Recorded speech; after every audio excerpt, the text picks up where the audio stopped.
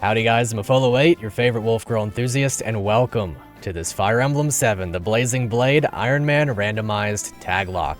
Yes indeed, we're starting a brand new series here for you today. Myself and two others, Tatsunami and Roche Jana, have started a Taglocke for you guys. If you don't know what a Taglocke is, essentially the three of us will be taking one save file and passing it around chapter by chapter, and we'll see what we end up with. The three of us are on very much so varying skill levels of Fire Emblem, so it should create a lot of fun for all three of us, and I hope that you'll enjoy.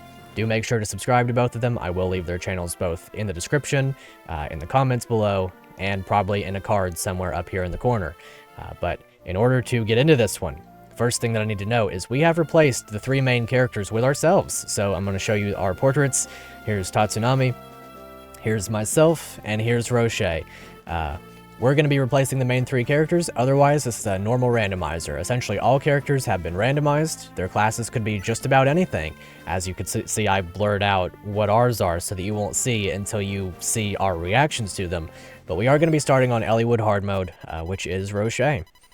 So we're going to create a new tactician as well. We did discuss a name, but we didn't discuss a birth month or a gender, so I'm just going to go ahead and take the executive decision of moving forward and seeing what we get out of that. The name that we decided on was a strange combination of the three of our names. It wound up being Sushiya 8. That's what we got. That's what we're going to be calling ourselves. As for the birth month, I always like to go with October, just because I'm a big fan of the anima affinity. It usually helps me out quite a bit in my runs, and we'll just go female for the fun of it. So these are the settings we're going to be using. As I mentioned before, if you don't know what a randomizer is, all of our units classes are randomized. They're all shuffled. They could be just about anything. There are a couple of limits, like they obviously couldn't be like the final boss's class or something like that. But for the most part, we're going to get to see some different classes in this wonderful game. As you can see right here, our boy Roche has miraculously become something pretty good, a Cavalier. I did know about our three classes because I went in and I implemented palettes for them. Roche made his, Tatsu made hers, and I made mine, so hopefully they will be suitable to our characters for this particular run. Roche starts off as a Cavalier, 5 strength, 7 speed, 6 defense, by all means pretty good. Roche is Marcus Roche in the flesh, of course, wonderful. 7 move as a Cavalier, that's pretty good. The ice affinity is actually pretty good. It creates a lot of safety in these sorts of runs. I will be focusing a lot on affinities. I can't guarantee as much for the other two. We'll have to see what happens. Part of the fun is that this is an Ironman, so if any of us three loses a unit, that's the end of that unit. We'll have to see what happens. And presumably, if any of us game over, we'll have to come up with something for that, because we didn't kind of really figure out what we wanted to do with that. You could leave some comments if you wanted to. Have some suggestions for us if we get a full-scale game over. Do you want us to start the run over again? Do you want us to do something different? By all means, let us know. But we'll be very careful to not do so in the meantime. Roche starts with the Iron Blade and the Autumn's End. The Autumn's End is effectively just a replacement for the Rapier. It has the same stats, it's just in Lance form so that the Cavalier can use the weapon, because the Rapier would be required for the Eliwood Lord. So now we have something that is essentially just equivalent to that we can always make use of.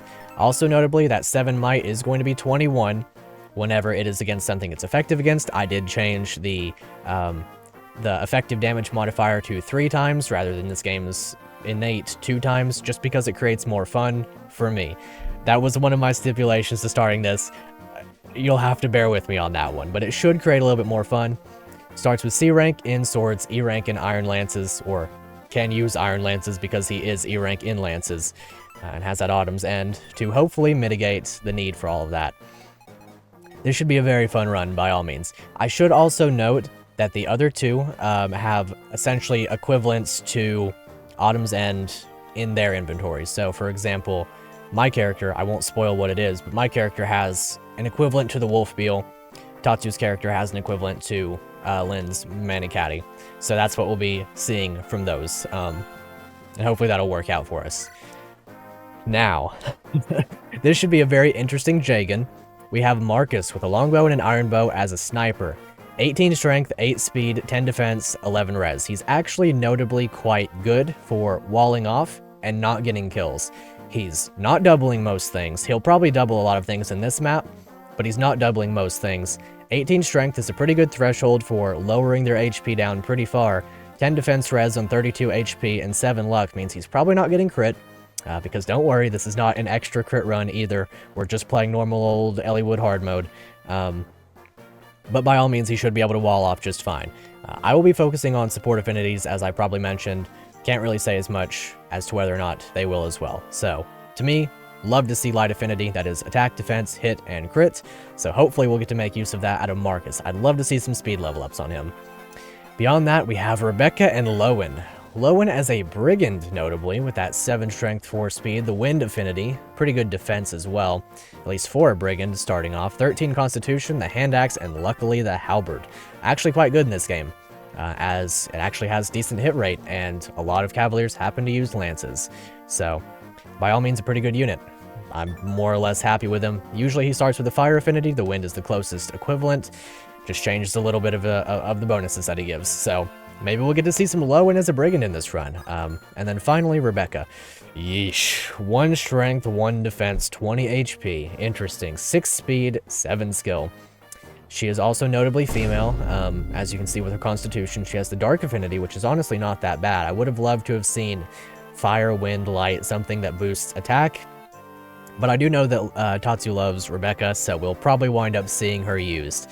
And as such, I will attempt to give her some kills where possible, if possible. That 7 move as a nomad, not bad at all.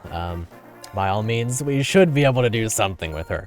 And then here in the next turn, we'll be getting Bartre and Dorcas, if I recall correctly. So let's go ahead and hop into this one and see what we can get into. I will go ahead and change some settings around. I'm going to put everybody on solo. I will make sure to notify everybody of this. I'm putting it on solo so that we don't have to see the healer and the dancer animation should we get a healer and a dancer relatively soon. That's just my personal preference, putting it on fast, and auto cursor off. What do we want for our window color? I'm going to change to this one. If they like something else, they can feel free to. But that's the one that I'll play with. So let's see how Marcus is doing to start off. He actually kills this guy. Unfortunate. I wanna see everybody's palettes on the first couple of turns. Lowen. As a brigand, we might be able to see that brigand roar. Hopefully we get to at least once. Okay, we're good and safe. So as I mentioned, this is an Ironman, so we do have to be a bit careful. It's going to take, wow, that's a really cool palette. It's going to take Rebecca a hot minute to get any sort of anything going for her. We could possibly give her the support between Lowen and her, because at B rank, that would be +1 to her attack. But I guess we'll see what happens with regard to all of that. Rocher with the Iron Blade starting off. Should be a very fascinating choice, that Iron Blade. We are notably lacking in sword units at the moment, so hopefully we get one of those pretty soon. As there are a lot of brigands this map, we are going to be facing some issues between Marcus killing them, apparently, in one shot, and, hey, yo, that's what we're starting off with. Look, Dorcas, can you believe it? It's just like that knight said, that's Lord Eliwood. So it seems. Alrighty, I'm not reading all of the text, don't worry about it, but that's fascinating, okay. It's a good thing that we're not playing on Hector mode, actually, because he can't promote, and that, as such, we would not be able to get Carla, but that's fine. That's just completely okay. Interesting, and we did get a sword unit, after all. So here's Dorcas. We didn't play Lin mode or anything, so this is just how he is. Love Dorcas. 10 strength, 9 speed, as a mercenary with 30 HP, 5 defense, and that dark affinity, pristine. 12 constitution essentially means he's not getting weighed down. He comes with a lance reaver and an energy ring. That energy ring. So what we've decided as well for stat boosters and stuff, if it's in your inventory, if you've got access to it, by all means feel free to use it. We'll see what happens. I don't know if I'm necessarily tempted to use this. I think Tatsu is playing next, so something tells me that we'll see that used on Rebecca if I let that chance arise. But we'll see what happens. We'll see what happens indeed. And then here's Bartre as a dancer with the Phila's Might. Isn't that cap strength as a dancer? Isn't that wonderful? Fire affinity, 6 constitution. I mean, for the most part, his stats don't matter. The low speed is a little bit of a pain. The low luck is a bit of a pain, but he has a decent growth in both of those, if I recall correctly. So hopefully he'll get some more void. If not, he'll get that defense up a bit, get a little bit of tankiness going on. It may be valuable to feed a speedwing or something into him if we do decide to use him, ironically, just so that he doesn't get doubled and potentially die. Dancers are notably scary in a lot of circumstances. So we'll have to see what happens. We will go ahead and turn on the animations so that we can see the wonderful Lady Bartre dancing up a storm over here. Let's see, I do wonder if I can get a kill on this archer with somebody who could potentially use it a little bit better. I am going to be focused on the pretty heavy gameplay optimization side of it for the most part. I think the way that we described it was that it's a pretty big fluctuation of experience with Fire Emblem. So you should get a lot of different experiences from watching all of our different perspectives on this game. And it should be a lot of fun as well, by all means. So the way that this will be working as well is that we'll be uploading once a week each. My day will be Sunday. As of yet, I don't know for certain what their days are, but I will be passing this save along to them, and they will be having presumably just as fantastic of a time as I am having right now. I will attempt to get this kill with the Autumn's End. It's a bit of a shame to waste the uses, but I also want to guarantee the kill. As such, this is what I'm going for. Dorcas is going to be notably amazing. I don't think he's even weighed down by this Iron Blade. Yeah, it's exactly down to his weight. So what I'm going to do, trade that over. I will leave... Oh, that's such a good palette. Ooh, that's wonderful. We are using the Une randomizer, so your palettes are going to be very pristine. They're always really nice with this randomizer. And I will attempt to give Rebecca a little bit of experience. I'm actually a big Rebecca fan myself. I just... One strength on a bow unit is a little bit rough to handle, but we'll do what we can. This is a good opportunity for her to get the kill, and... Ooh, that's actually quite pretty. He spilled some pea soup in his hair, but sometimes that you gotta do what you gotta do, you know. By all means, this should be a fun one.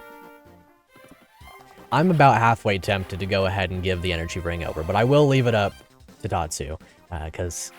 I don't necessarily have a big desire to use it on any of these units. I'm not the biggest Lowen fan, truth be told, so I'm not necessarily inclined to give it over to him, especially with that 4 speed. As of right now, the best candidate for it is probably like objectively Dorcas, but we get more units next chapter, myself notably, as a matter of fact, as the Hector replacement. So who knows, maybe we'll get some luck in that regard. Either way, let's see, who else joins this next map? I believe Oswin, and we don't get Matthew and Sarah until the map after on Eliwood mode, I think. It's been a hot minute since I played this game, so I don't perfectly recall. Either way, let's get a move on. Come on, Lowen, we need some experience, my friend. Also, notably, villages and chests are randomized, so we will be seeing whatever's in those being a bit different. Lord Eliwood, it's you. It's actually not, it's Rocher. Heavy Spear, well... That's slightly useful, I suppose. It is D rank, so we have to wait a minute on using it, but that's okay. Let's see.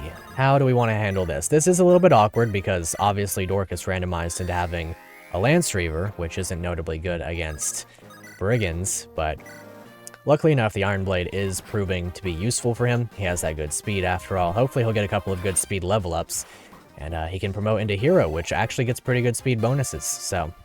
By all means, I'm more than happy to see him popping off like this. He also has good HP, defense, things of this nature, so by all means, he should be a pretty good carry.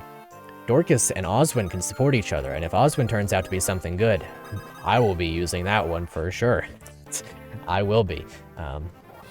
Do let us know in the comments below if there are any particular units that you want to see used this run. I'm very much open to using whichever units you guys want to see. To me, FE7 is a relatively simplistic game to get through, although there are a lot of hurdles that will get in our way. It is Eliwood hard mode, so there's no guaranteed safety, but I'm more than happy to use whoever, so if you guys see someone that you want to latch onto, by all means let me know, and I will do my best. Unless it's Nino, because she's the one who does her best, right? That's how that works.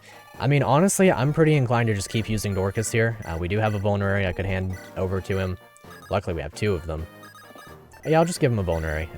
The items that are in our starting inventory are also randomized to be roughly the same as what they would be in a typical run. Like, they're the same rank, not so much the same type of items. I didn't want it to be totally random, just on account of the fact that you could wind up with a legendary weapon on, like, anybody. You could wind up with the Durandal pretty early on, and not that there's anything wrong with that necessarily, I just think it's fun to get legendary weapons and things of that nature when you get them, rather than starting with them and stuff. I mean, it can create some fun, but you never know. You could also get them out of chests. Just, we're not going to start with them in our inventory is all. So, let's see what we get. Hopefully a good level up here. Speed? Okay, I'm fine with that. More skill on Dorcas. That'll work for me. He'll need it with that Iron Blade after all. Let's see here. So I guess the way that I'll do this is I'll place Lowen right here. Right now, he's really one of our only units who can stand freely on the front lines like this. I suppose I could place Dorcas right here, and he may potentially bait both, but it's relatively unlikely that he will. 10 damage, 14 damage, he'll be taking 6 and 10, so he won't die even if he gets, well, unless he gets crit, but they have only 1 crit rate at max. Luckily, he has that 1 luck. Yeah, I'm a bit trained to look for crit rates at this point, because, as you may know, I've been doing the Fire Emblem 6 randomized Ironman with 10% crit on all the weapons. Very fun series if you haven't checked that out already. Likewise, Tatsu and Roche do their own content as well. Tatsu's been playing FE8 blind for the first time. Been a very fun playthrough, and FE7 no reset run, essentially an Ironman of FE7. And that one's been very enjoyable too. We did decide on FE7 as the game to play, because FE6 is currently something that Tatsu hasn't finished, and as such doesn't want to hop into an Ironman of right away, and likewise FE8 has not been played other than the blind playthrough, so didn't want to do anything of that sort too quickly. Turns out that FE7's a good game for us all. Let's see. So, all that's really left of note is the boss. I should be able to get to the boss relatively soon. Probably just going to give it to Dorcas entirely, to be honest. I'm really, really hopeful. I'm genuinely heavily tempted to just give the energy ring to him and not risk it, but as a show of good faith, you know, maybe I'll be cut some slack in the future. Who knows? Who knows? I'm just saying, it may be a possibility.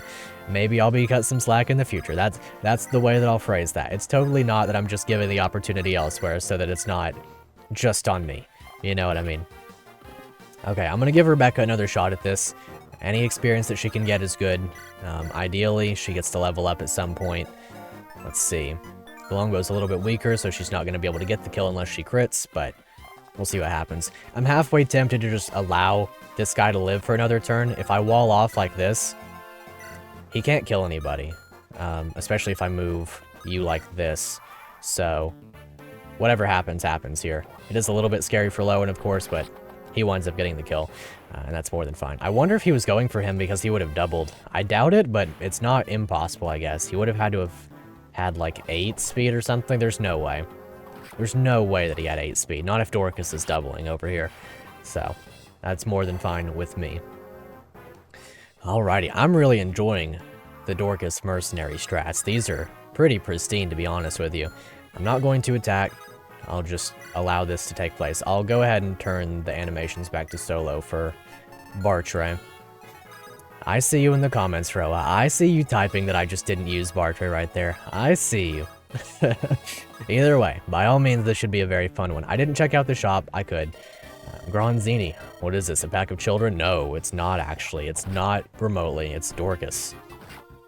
If he misses somehow, we may have a boss kill for Rebecca on our hands. I think this is one unit that we'll be able to more or less get behind. If I use the Phila's Might right here, she will get plus 10 to her attack power, right?